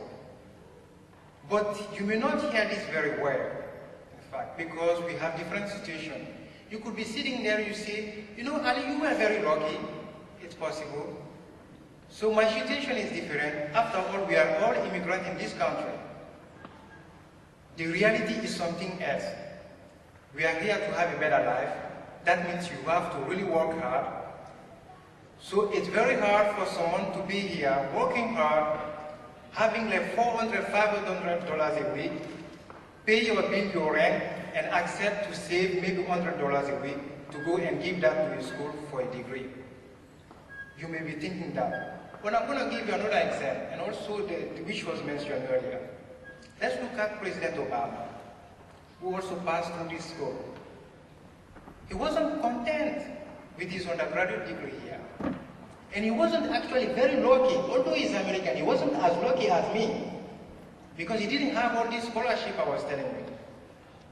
And he's from this country. But he had the courage to take some debt and go and pursue his education, because probably he believed in the value of this education. It makes a big difference in our life. So not taking too much time, if you want to study more, believe that it is possible. Indeed, it is possible, because I'm a true living example of what is possible. Again, I'm grateful for my friends who are not here for telling me that anything was possible. Thank you, Promoguinee. Thank you, Action Guinea. Thanks to the Guinean community, to all my friends, the family, and most importantly, to my wife, Sarah Dubate, my little girl also, my little girl Sile, you know, when it was really tough during this program, they were the one with me, trying to make me laugh when I wanted to cry. So thank you, baby. Thank you, Mr. Olio. And to let you guys know. Now get ready, they're going to embarrass me. To let you guys know, Mr. Alisano is also receiving an Academic Achievement Award. So give him a round of applause, please. First and foremost, we're out in the class of 2012. Can you stand up, please? I know some of you are here. Here we go. More people? Madina, you should stand up. I know you graduated from here. Yeah. Where is Sarata? Okay, give them a round of applause. Congratulations, welcome to the real world, where all the theories are thrown out of the window. Okay, this award is for Alisano. I think it's the first PhD graduate from Columbia University from Guinea. And so we would like to recognize his hard work. I hope you're not traumatized anymore. So this is the award, academic award achievement for you. Congratulations.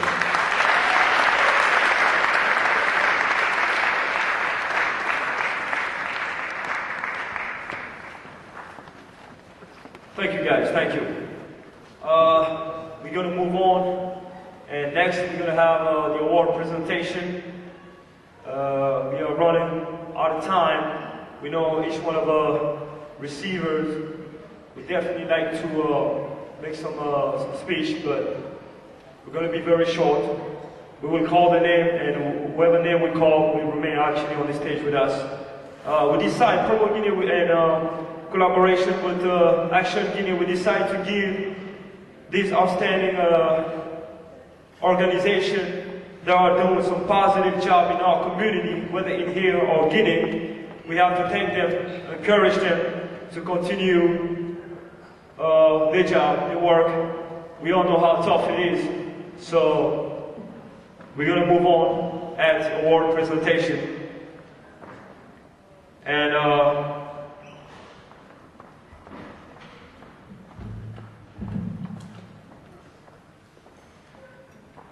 I'm going to call Alpha Barry receiving the Academic Achievement Award from Promoguinee International High School for his academic achievement.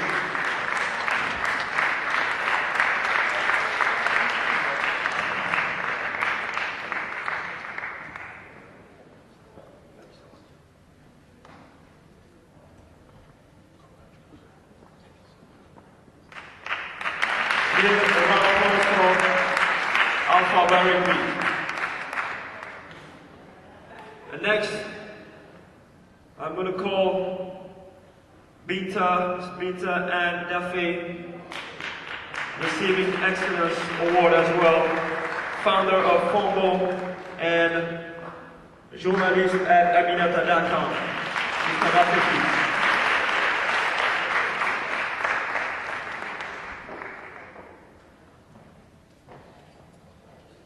Congratulations.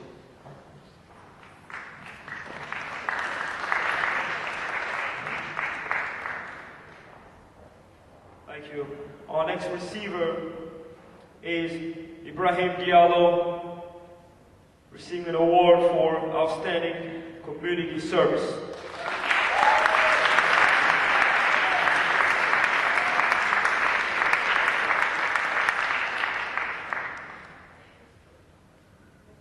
Congratulations.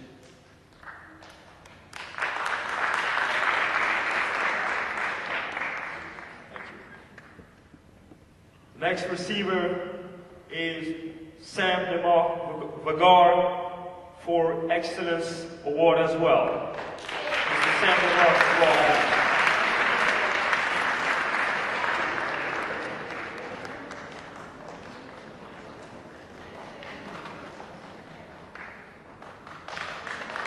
Give a round of applause for Sam DeMar Vagar.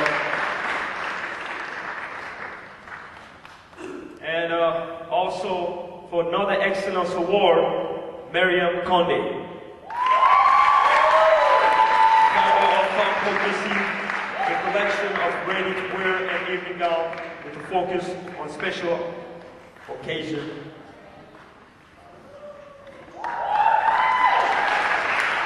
Thank you. Miriam, come in, please.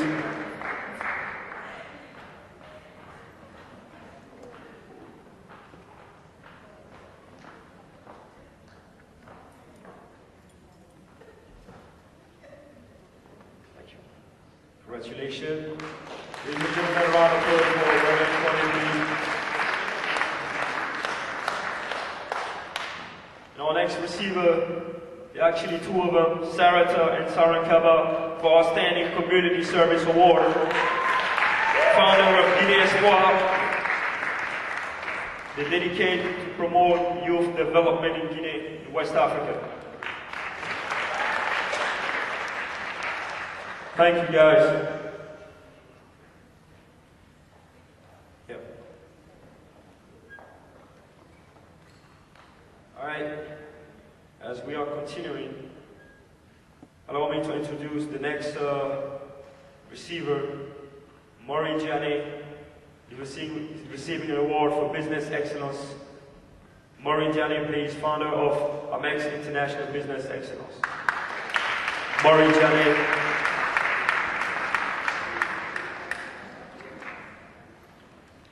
I think he's not here. His son is here actually, so you can walk on the stage. Mamadou Diané. All right, we're going to move on to next. The next receiver. Okay, there you go, Mamadou Diané. There you go. Thank you. Thank you so much. Okay, I'm sorry. His brother actually, Mamadou Diané, is here with us. All right. Receiving an award for business excellence. And our next receiver is Masidi John Conde. Give him a round of applause for receiving an award on Outstanding Excellence Award. Masidi Conde should hold a bachelor degree in social science and a master in business administration, founder of African Women for Good Governance. Congratulations.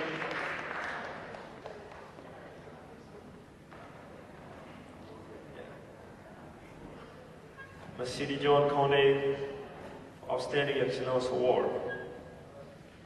And our next receiver is Fatima Diallo, receiving an award for excellence, CEO of Miss Guinea USA. Give a round of applause for Fatima Diallo.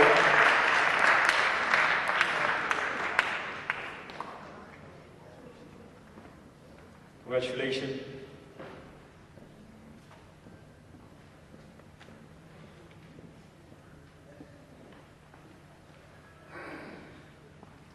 And comes Dr. Balde Al-Sini, MD, receiving the Community Service Award. Dr. Balde Al-Sini, MD, please.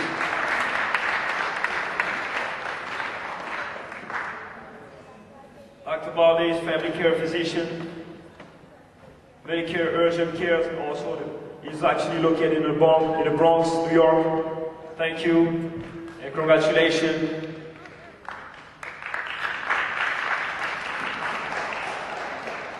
And our next receiver, Mohamed June Dion, receiving an award for excellence, founder of Caramel Puccino Film. He's a co-owns t-shirt company as well, axiologyt.com. He's working on his movie also, Mafetika.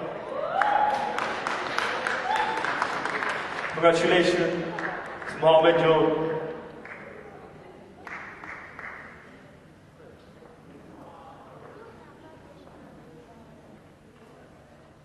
And our next receiver is Eli Kamano, receiving the award for Best Lyricist. Give him a round of applause, he's not here right now. DJ Alpha, you you can actually receive this on behalf of Eli Kamano for Best Lyricist.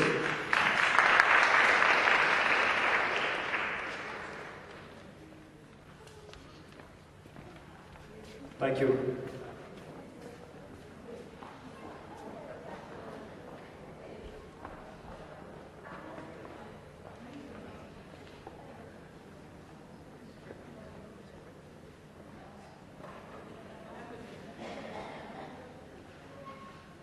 Ladies and gentlemen, here's our different receivers, people that does an outstanding job in our community. Please give them a round of applause. We thank you, thank you again. And I'm going to go ahead and call all the Promoguinee members on the stage. All the Promoguinee members on the stage with us, please.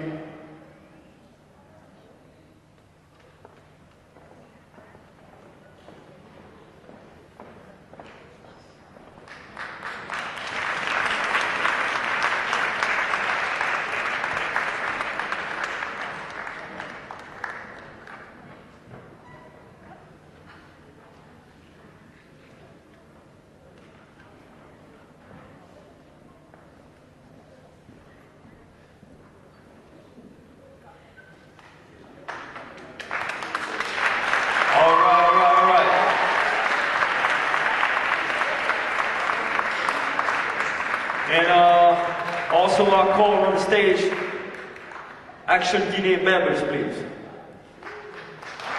Give a round of applause for Action Guinea members.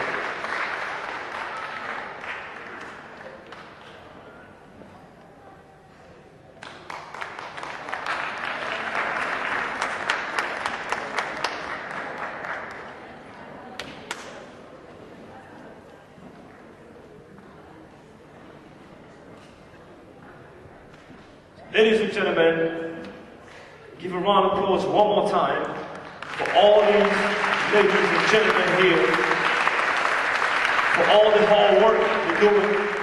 We all know how hard it is. We have a 9-to-5 job, and to have an organization, a non-for-profit, to dedicate your life, the side of your life, to dedicate the side of your life to this young man back home in Guinea.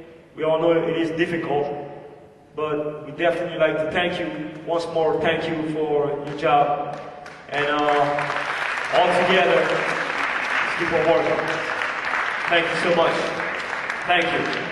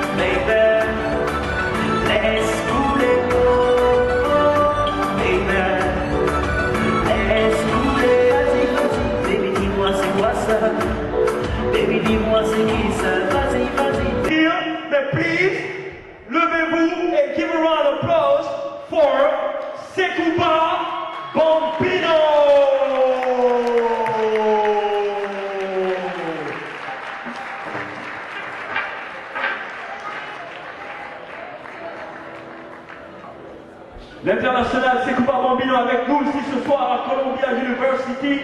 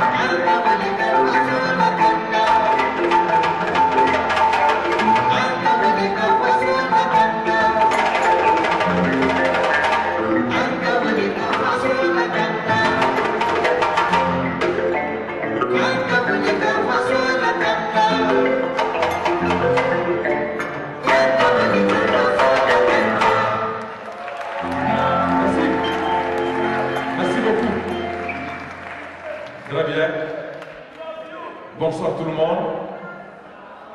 J'espère que la soirée ne fait que commencer. Puisqu'avec vous, moi, je ne vais pas me fatiguer. Puisque vous êtes formidables. Et je crois que c'est toute l'Afrique qui est là ce soir. C'est la Guinée qui est là ce soir. Mais par contre, il y a plus de belles femmes ici dans cette salle d'ouvriers que les hommes. Les belles femmes, applaudissez pour vous-même, s'il vous plaît. C'est ça. Ok. Tout le monde. Tout le monde.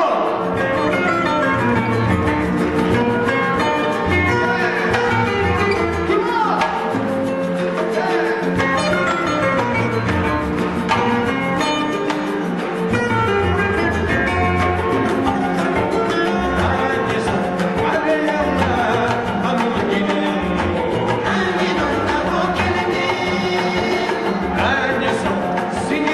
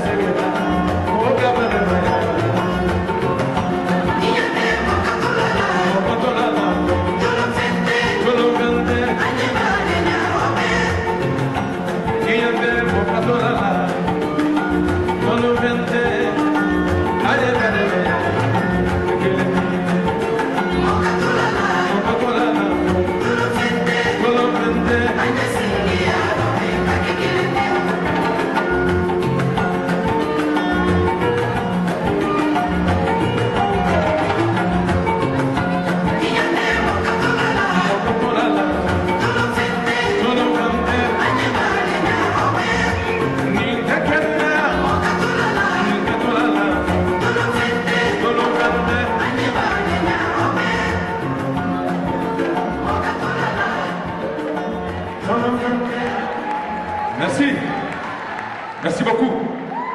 C'est ça. On est là pour une cause ce soir.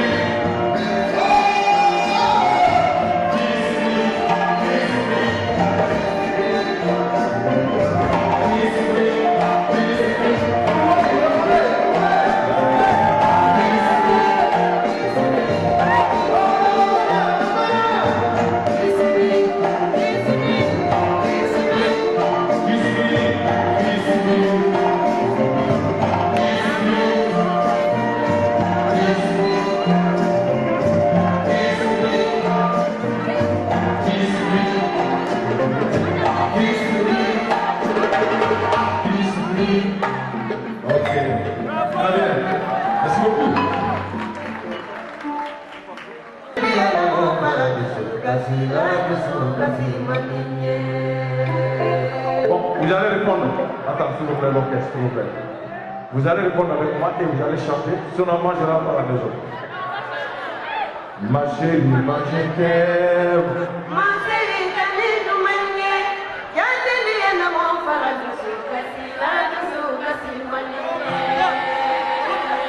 Bébé, tu entends, hein, on va. Je vais voir ce soir si c'est les femmes qui ont raison sur les hommes, on va voir tout à l'heure, ou si c'est les hommes qui ont raison sur les femmes. Ma chérie, ma je t'aime.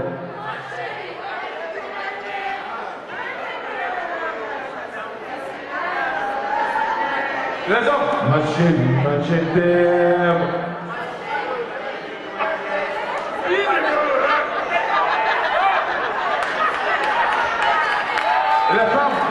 Les femmes, qu'est-ce qui se passe? Il faut donner le bonbon à les hommes là. Ma chérie, ma je t'aime. Tout le monde.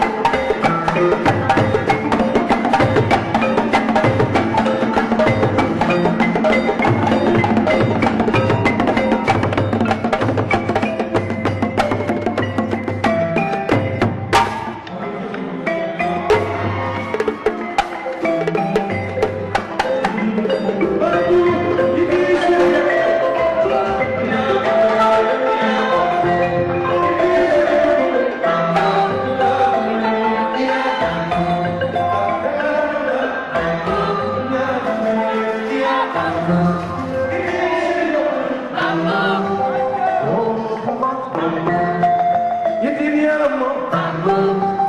Oh, mama.